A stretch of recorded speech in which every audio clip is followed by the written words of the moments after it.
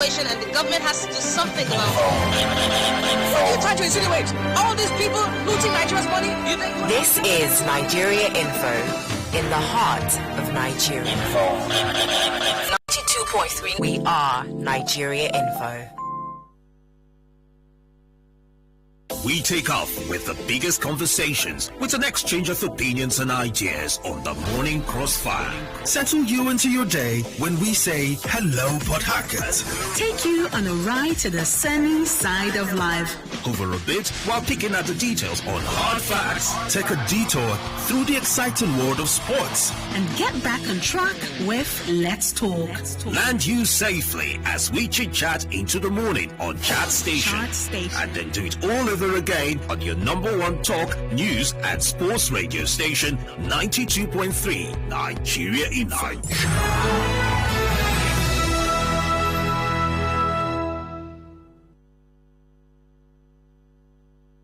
It's 6 o'clock.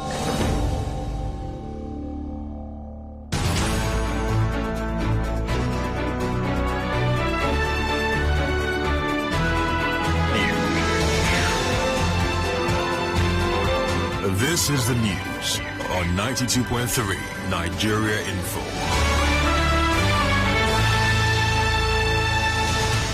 On the news this evening, Panda false NDDC forensic audit report. Ruama bans dumping of waste on median of road. Empty streets as Owerri residents obey IPOB lockdown order during visit of President Buhari. Governor Wike to inaugurate River State Tax Appeals Commission. And on the foreign scene, first evacuation flight takes off since US pull out from Afghanistan. I am Carl Orakwue with the news. A Pan-Niger Delta Forum PANDEF says the NDDC forensic audit is a political move to indict and sideline political opponents and discredit some Niger Delta leaders. The forum spokesperson Ken Robinson told correspondent Martha Okere that the facts and figures given by the Attorney General of the Federation, Abubakar Mailami, after receiving the presentation of the report and forensic audit of the NDDC last week, are inaccurate. The exact figures released to NDDC from 2001 to 2021 is about 2.7 trillion naira. So where did the Minister of Justice get the 6 trillion naira figure from? Another fact that was released by the Minister of Niger Delta Affairs was that the auditors recommended that there should be a downsizing of the board membership and that board members should be on part-time. That is ridiculous because already the board members are on part-time. There are not over 13,000 abandoned projects in the Niger Delta. A forensic audit should be thorough, should be comprehensive. There are scientific ways of carrying out a forensic audit. Robinson said the selection process of the auditors was compromised. Was there any public publication asking for tender for people who should take part? They didn't do that. So the process itself was compromised. How they were selected was compromised. They just pick the people they like and then say, okay, go and do this for us. How was Alhaji Ahmed, who is the lead consultant, how was he appointed? Was there any tender? Was there any advertisement? People to apply to be that, to take up that responsibility? We are short of saying that the Minister of Justice should be sacked. The Minister of Niger Delta Affairs should be sacked. They don't deserve to occupy those offices with what they have done. But if they are honorable people, they should resign. He, however, advised President Muhammadu Buhari to set up a committee to investigate the process of the forensic audit. However, an advocacy group in the Niger Delta, Citizens Quest for the Truth Initiative, says people should not be quick to condemn the report of the NDDC forensic audit until it is made public. President of the group, Christy Obi-Ndukwe, told our correspondent as she suspects that people whose company may have been indicted in the report are trying to discredit the report before it is made public.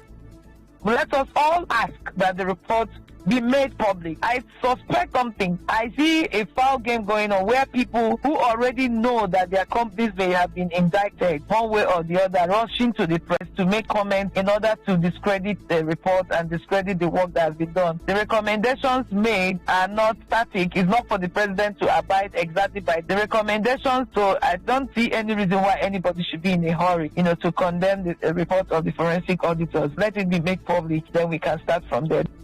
Moving on, some residents of Port Harcourt have expressed health concerns following delays in the removal of refuse dumped on median strips in the city. Some of them spoke to our correspondent. The thing is affecting my life. The order and the breeze itself can bring that virus we are talking about. So that's why to stay around this place, I don't like it. It's very bad. So I want government to do something about it. The normal time that they used to the date is in the evening, 6 o'clock. When people have told the date, they will come and pack it in the night. But for 2 days now, the date has been there. And the odor, people, they inhale it, cause different type of sickness. So it's good that they should come and remove it every day. And the area will not be polluted. The median strips of major roads in Port Harcourt, like the NTA Road, Rumosi area, Rumodara axis of the East-West Road, have refuse dumps which are yet to be removed by the waste disposal contractors days after it was dumped by residents. Our correspondent caught up with some workers of the waste disposal contractors and asked them about the delay in taking out the waste. Here's what they had to say. For this Rwama work, now our dump sites, we don't get road. They're supposed to give us platform. When we walk, our motor not go to get damaged. Any motor won't go there. To return back, no problem. And when the motor not return, definitely where you they walk, the refuse go still remain. Not only one place. You go see for the past 1 week, now everywhere is full of refuse. And now that platform problem, the dump sites, maybe the problem, what we'll get. Governor and the chairman of sanitation need to do something about that platform. Who won the worker? Will they suffer? Nothing come. Meanwhile, River State Waste Management Agency Rwama has banned the dumping of waste on the median of roads. In a statement, the Rwama Sole Administrator Felix Oboa said a task force has been set up to enforce the order and arrest defaulters. The statement was, however, not clear on where residents should rather dump waste. Away from that, banks, filling stations, schools and markets were shut down today in Owerri, Imo State. This is after the prescribed group, IPOP, directed all residents of the state to sit at home as a form of protest against President Buhari's visit to the state over the continued detention of their leader, Nnamdi Kanu. In the meantime, President Muhammad Buhari has assured that security breaches in Imo State will be tackled. Speaking while commissioning the Igada-Onitsha bypass road in Owerri, President Buhari also promised to assist the Imo State Governor, Hope Uzodimma, in dealing with infrastructural deficits of the state. The president also said he is impressed with the level of development in the state. Infrastructure is what will enable the people to mind their own businesses. If there are no roads, if there is no security, what can people do? Absolutely nothing. I am very pleased that by some fabulous coincidence, my idea and that of your governor coincided. I am very pleased with what I have seen. And I assure you that at the center, I will try to encourage Imo State within the Constitution of the Federal Republic of Nigeria. It is President Buhari's first visit to Imo State since the tenure of Governor Uzodimma. In another development, gunmen have abducted 18 travelers in Ondo State. The victims were abducted last night along the Ifira-Koko-Idwani Road in the state. The abductors were said to have fired gunshots in the air to scare the passengers before taking them into a nearby forest. 14 of the victims are said to have been rescued. Elsewhere, a police officer has been killed with 23 others abducted after bandits attacked Ungun Maje and Ungun Leka villages in the Chinkun local government area of Kaduna State. The bandits stormed the villages and opened fire on the residents who were asleep. Still ahead on the news, Governor Wike to inaugurate River State Tax Appeals Commission. To stay tuned. Democracy is the freedom of speech. Freedom of speech. Nigeria Info opens the mic.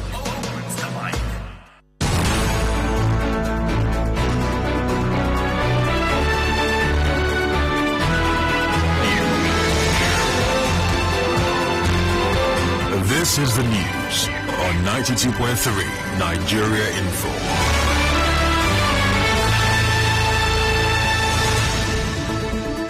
Welcome back. Governor Nyesom Wike says he will inaugurate the River State Tax Appeals Commission on Friday.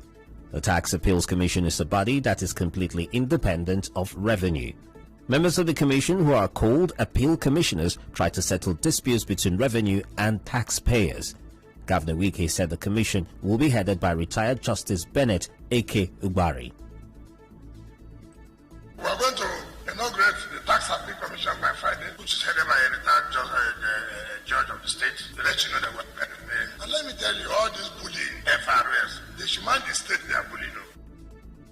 Correspondent Emeka Otuka reports that other members of the commission are Edwin Krukrubo, Owonda Ihekoba Noble, Honda Ihekoba Noble, and Gift Sovereigns. In business, the Lagos State House of Assembly has passed the state's value-added tax VAT bill and the bill that prohibits open cattle grazing. The Speaker, Mudashiru Obasa, directed the acting clerk, Olalikon Nafeko, to transmit a clean copy to Governor Babajide Sanwo-Olu for accent. In entertainment, comedian Ali Baba has reacted to value-added tax VAT controversy triggered by the Rivers State government's win in court. Supporting the move, Ali Baba said states can't be destroying items generating funds for other states and still collect the same money when it is shared to them. Sharing a screenshot of Governor Nyesom Wike's Facebook post in which he disclosed that Rivers and Lagos states had their allocation slashed while Kano kept what it generated, the comedian advocated for states to control their resources and pay between 15 to 30% of their internally generated revenue to the centre to help run the government. In sports, the Ministry of Youth and Sports Development has announced that elections into sporting federations will hold September 30. A statement by the ministry said 6 federations that already have their constitutions ratified by international bodies will use same in conducting their elections, while the other federations will use the sports ministry guidelines for their elections. And now we'll bring you news from around the world. Some 200 people, including Americans, have flown out of Kabul in the first such operation since U.S. forces left the country. The Qatar Airways charter flight is now en route to the Qatari capital Doha, with a second flight due tomorrow. U.S. Secretary of State Antony Blinken urged help with evacuations during a recent visit to Qatar. Hundreds of Afghan citizens who had helped the U.S. military were unable to get out in last month's U.S. airlift.